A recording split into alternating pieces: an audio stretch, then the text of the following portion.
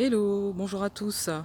Alors ici, on se situe dans le secteur de l'habitation Mondélis.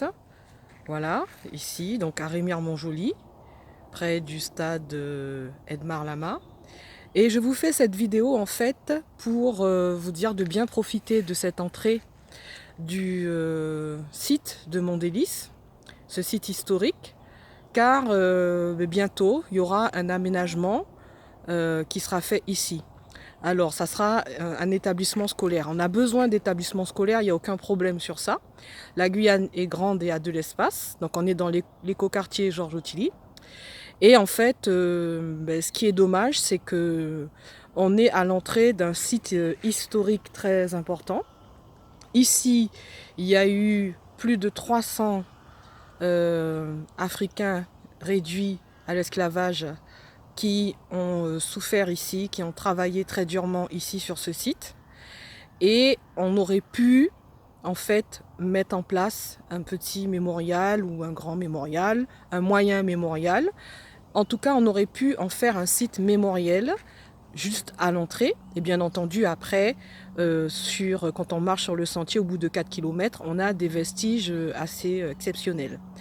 Donc juste pour vous dire que vraiment on doit s'approprier de notre histoire et on doit vraiment œuvrer pour respecter la mémoire de nos ancêtres.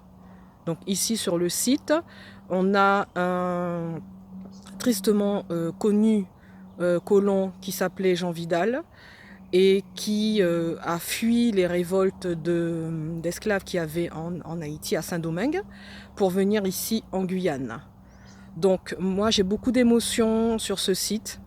Il y a beaucoup de gens qui ont vécu des expériences particulières sur ce site qui montrent qu'on doit marquer le respect pour la mémoire de tous ceux qui ont vécu ici dans des temps anciens et que véritablement c'est dommage que l'entrée de ce site ne puisse pas permettre de marquer la mémoire et d'avoir un peu plus d'informations sur l'histoire.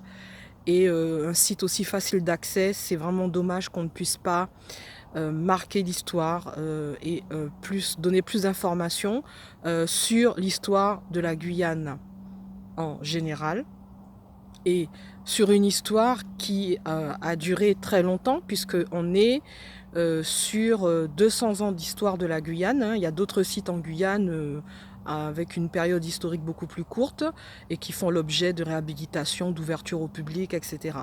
Donc c'est véritablement dommage que sur la mémoire de la période coloniale de l'esclavage, on n'ait pas de site aménagé, ouvert au public, où on puisse venir apprendre notre histoire et respecter la mémoire de nos ancêtres.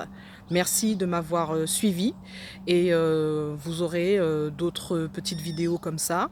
Je vais essayer de ne pas les faire trop longues pour ne pas vous ennuyer, vous saturer ou saturer votre portable.